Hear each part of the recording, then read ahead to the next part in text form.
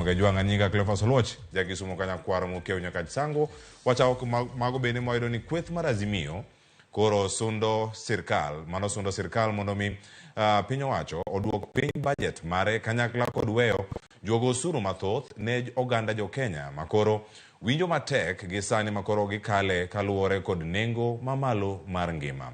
Raila Odinga kod nyawadgi Kalonzo Musyoka ne onyiso luoro mokalo ni piny Kenya biro chimo mano kamarach mokalo ponono ni piny owacho mar Kenya Kwanza orem mano mar loko tanga e wi achiedh nade makoro onuro jo Kenya. Jafwambo marwa Eriko Wenga ni kod ler. Odiochieng' achiel tok jatend piny Kenya William Ruto chiwo twak mare od bura ka opuoyo okang' ma piny owacho mare osekawo e higa achiel mokalo. Tendruok mar Azimio la Umoja ne owuok oko kendo osemo wang' jatend piny Kenya ahinya to e wi weche mag osuru magiwacho ni koro dhi keto piny Kenya kama diny mokalo. Despite the conflicting explanations, the primary causes of economic slow growth, indeed depression, are not solely attributable to global events, but rather economic mismanagement and endemic corruption. Are you better off today than you were at this time last year? The answer will be obvious, that we are in a default. Failing policies and grim economic prospects. There's a devastating loss of trust and confidence in our economy, our financial markets and our government.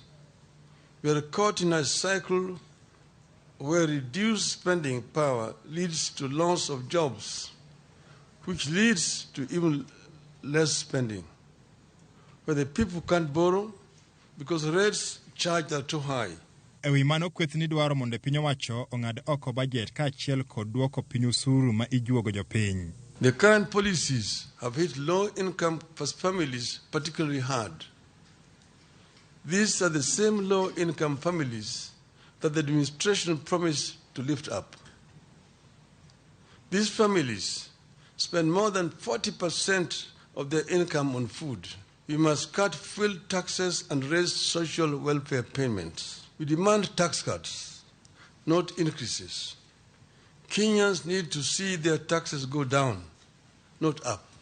Azimio nonyiso luoro ni okang' ma piny owacho okawo mageto juogo osuru aoyaye ok bi konyo e yo moro amora kendo piny owacho onego par piyo kaka nyalo reso uchumi ma pacho ka.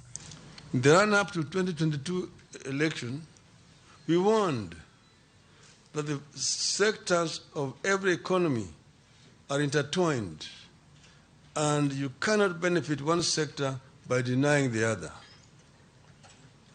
We warned that Kenya Kwanza was never going to help the hustlers by robbing the rich and the middle class. In the wake of the Finance Act of 2023, we warned that no nation can ever tax its citizens into prosperity. Kalure gi Odinga osuru mapek oseketo joket mwandu ka achiel gi jotich kamarach. Some 6,256 foreign investors fled in the last 9 months. This is 42% of foreign investors in the country.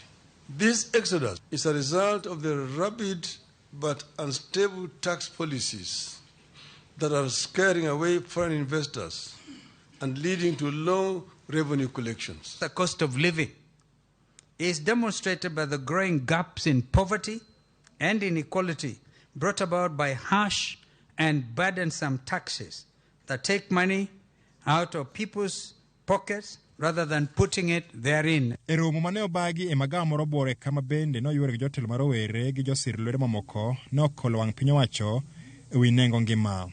One of the call I've always told the young members is that you don't have to comply with your seniors. They brought them together and said that if they manage to get into that office, the first thing they'll do, they'll ensure that they create employment for these young people. Eriko Wenga, Ramogi TV, Nairobi. Erokamana inya Eriko Wenga. Kama chielo nyakoro Ramogi jwang' jodolo ma kanisa jokopere